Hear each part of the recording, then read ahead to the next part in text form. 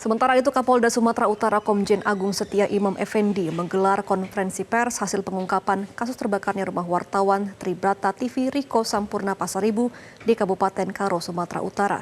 Polisi mengamankan 2 orang yang diduga sebagai eksekutor pembakaran rumah. Dalam konferensi pers, Kapolda Sumatera Utara Komjen Pol Agung Setia Imam Effendi didampingi Pangdam 1 Bukit Barisan. Dari fakta-fakta yang didapat, polisi menyimpulkan peristiwa kebakaran itu merupakan kejahatan dan polisi masih terus menguatkan pembuktian terkait peristiwa tersebut. Hasil penyelidikan polisi mengamankan 2 orang berinisial Y dan R yang diduga sebagai eksekutor pelaku pembakaran. Dari serangkaian pemeriksaan, penyidik menemukan botol air mineral yang digunakan pelaku membawa bahan bakar solar bercampur pertalite yang disiramkan ke rumah korban. Polisi akan bekerja mencari mereka yang kemudian terlibat. Penyidik sudah mengantongi nama-nama lain yang bisa mengarah menjadi tersangka. Polisi juga masih mengumpulkan bukti-bukti yang mengarah kepada tersangka lainnya. Sementara itu, Pangdam 1 Bukit Barisan siap mendukung proses penyelidikan oleh pihak polisi. Dan kemudian berjalan menuju ke lokasi kita temukan. Tentu kami terus mendalami apa dan bagaimana itu barang itu jatuh. Di TKP petugas forensik, laboratorium forensik terus mencari hal-hal yang ada di sana. Kita mengambil sampel dari 4 titik. Ada 2 di luar dan 2 di dalam. Dari sampel 4 titik ini kita memastikan bahwa di titik luar rumah itu ada fakta bahwa abu yang tersisa itu terbakar karena bahan bakar minyak. Demikian juga yang di dalam juga ada.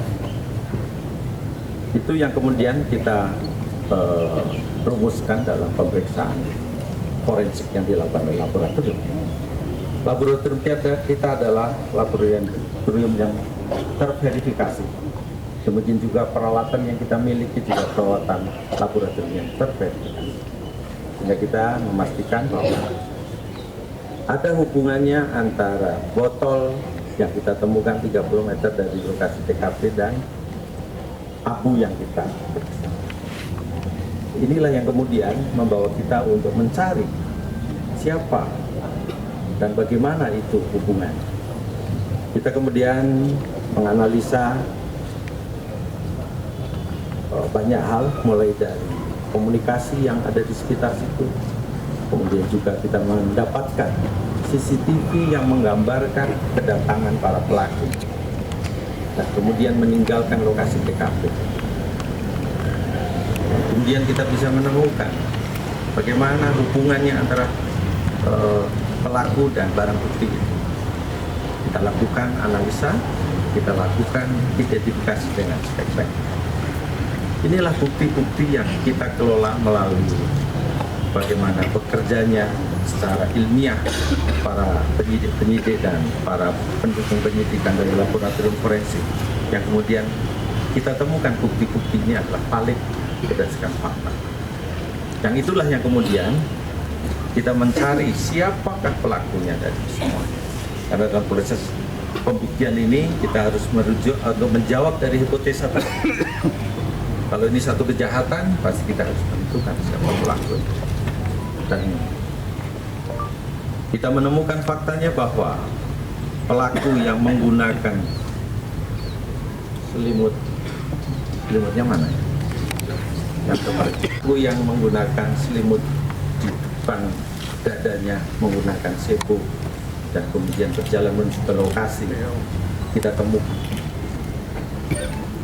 Dan kita menemukan juga siapa penjual bensin yang dibeli dengan air mineral ini. Jelajahi cara baru mendapatkan informasi. Download Metro TV Extend sekarang.